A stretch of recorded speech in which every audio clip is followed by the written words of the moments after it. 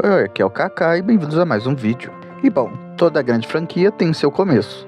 O primeiro filme de uma saga de filmes, o primeiro episódio de uma série que acabou se tornando um fenômeno, o primeiro episódio daquele anime que viraria uma tendência global, e é claro, o primeiro jogo de uma franquia que se tornaria marca registrada no mundo dos games. E no vídeo de hoje a gente vai ver os primeiros projetos de franquias que se tornariam, como dito antes, grande lenda do mundo dos games, e o que eles tinham de mais diferencial e por que fizeram sucesso. Ou melhor, quase todos aqui fizeram sucesso, tá? Porque tem uma exceção específica que eu vou falar ainda no vídeo de hoje. Mas bem, sem mais enrolações, bora pro vídeo. Quando pensamos em jogos que fizeram sucesso, normalmente nós pensamos em jogos que foram bem polidos, muito bem feitos e, claro, estejam completos. Mas esse não foi o caso de Pokémon Red e Blue. Os primeiros jogos de Pokémon apresentavam falhas gritantes e muito horrendas. É sério, o jogo tinha bug pra caramba. Fora, claro, além dos bugs, também teve conteúdo que foi removido, pero no mucho, né, caminhão misterioso que supostamente tinha 1000. Quem viu meu vídeo de lendas dos jogos e tal sabe do que eu tô falando. Mas, enfim, eu acredito que o que fez Pokémon ainda ser um sucesso foi a ideia diferencial para um RPG, já que lá você conseguiria um total de 151 Pokémons, claro, se você tivesse um amigo e conseguisse trocar. Um sistema de progressão que, vamos dizer assim, ainda era bastante inicial, mas era bastante divertido, e claro, uma jornada simples, mas focada na diversão.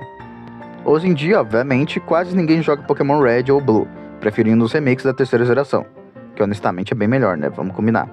Ou os remakes Let's Go Pikachu, Let's Go Eevee. Tá, esquece que eu falei, a maioria ainda joga Fire Red e Leaf Green.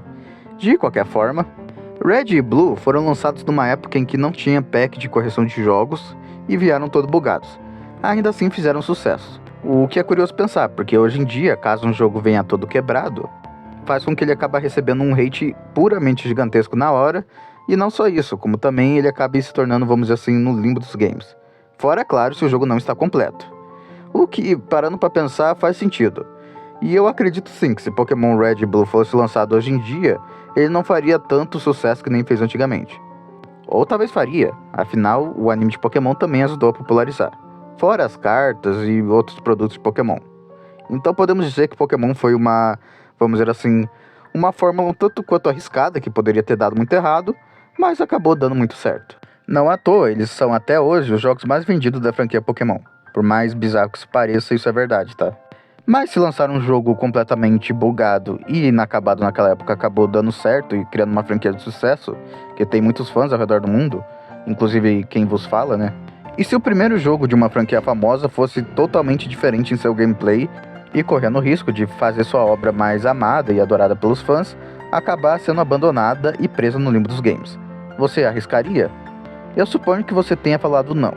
Mas se você falou sim, então sua linha de pensamento deve ter sido igual à da Bethesda, já que ela fez isso com Fallout. Por incrível que pareça, esse jogo aí é o primeiro Fallout. E sim, eu sei que esse caso é bastante conhecido, mas ainda assim é um caso bem intrigante, porque a gameplay não mudou pouca coisa, e sim mudou bastante. Uma coisa que é importante eu falar antes de falar do porquê que essa mudança é que os primeiros jogos de Fallout não foram feitos pela Bethesda. Ela apenas comprou os direitos da imagem de Fallout, depois que a empresa original acabou falhando. Aproveitando essa oportunidade, a Bethesda decidiu transformar o jogo que era em 2D em 3D, e com isso mudando completamente o estilo de gameplay dele também. E bom, Fallout 3 acabou sendo um enorme sucesso, e Fallout 4 não preciso nem falar que também foi um enorme sucesso, tá? Não é à toa que acabou ganhando uma série na Amazon. Mas bom, já que temos um exemplo de um jogo que mudou radicalmente, que tal pegar um jogo que apenas adicionou novas mecânicas, trocou uns personagens aqui ou ali, mas que sempre continuou com sua essência de sempre?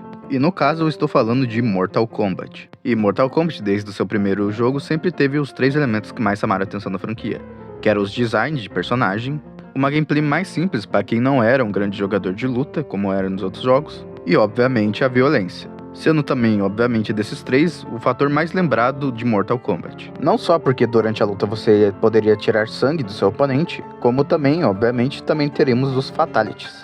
Diferente da maioria dos outros jogos, aqui eram apenas um Fatality, mas ainda assim marcaram bastante. Ele também teria direito a ter um dos primeiros personagens secretos no mundo dos games, e se eu não me engano, o primeiro personagem secreto do jogo de luta, que é o Reptile, Stage Fatalities e Chef e Sub-Chef. Ou seja, coisas que marcariam a franquia e marcam até hoje. Dá pra dizer que Mortal Kombat, desde seus primórdios, já era Mortal Kombat. E claro, também tem o fato que desde pequeno... Sub-Zero, Sub-Zero, Sub-Zero.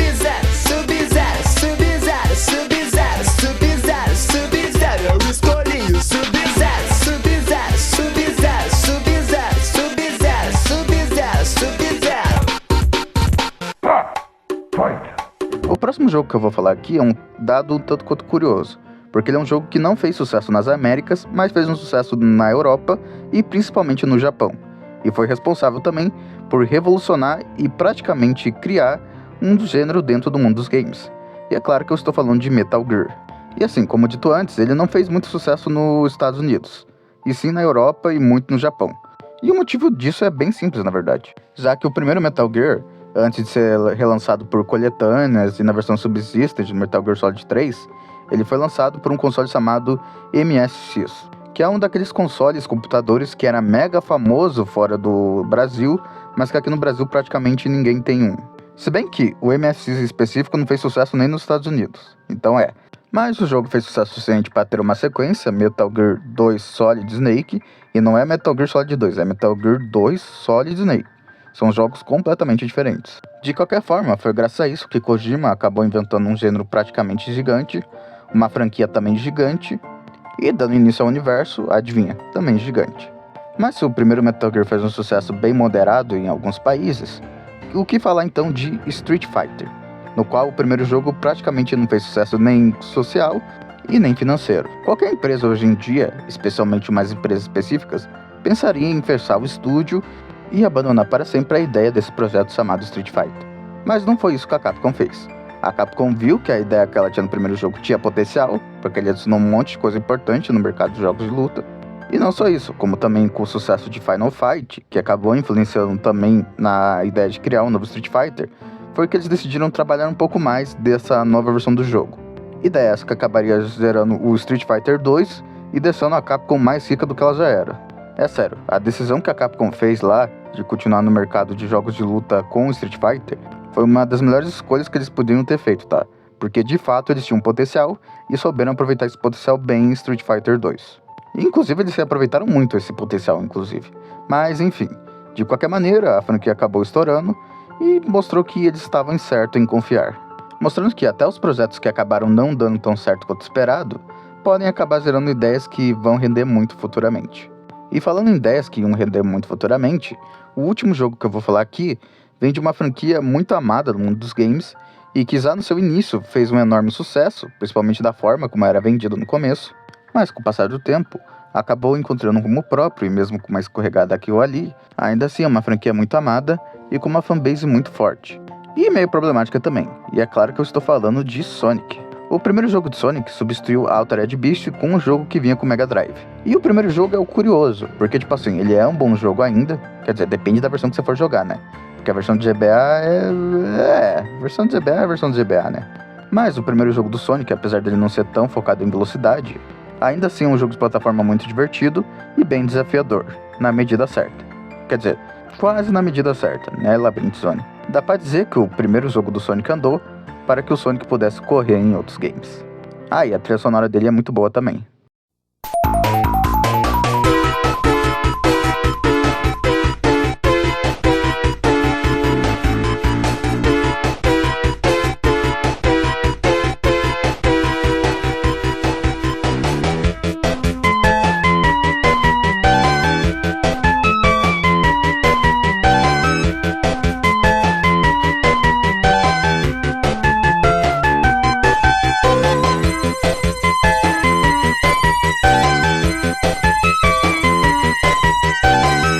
Mas enfim, gente, esse foi o vídeo, eu espero que vocês tenham gostado. Comentem aí se vocês querem uma parte 2 desse vídeo aqui. E comente aqui também qual foi o primeiro jogo que você jogou dessas franquias. Se gostou do vídeo, compartilhe e também dê seu like no vídeo. Considere se inscrever aqui no canal também. Dê uma olhada em outros vídeos do canal também. E se quiser doar para ajudar o canal financeiramente, o link do LivePix vai estar no comentário fixado. E bem, é isso. Fiquem bem e até a próxima. Fui.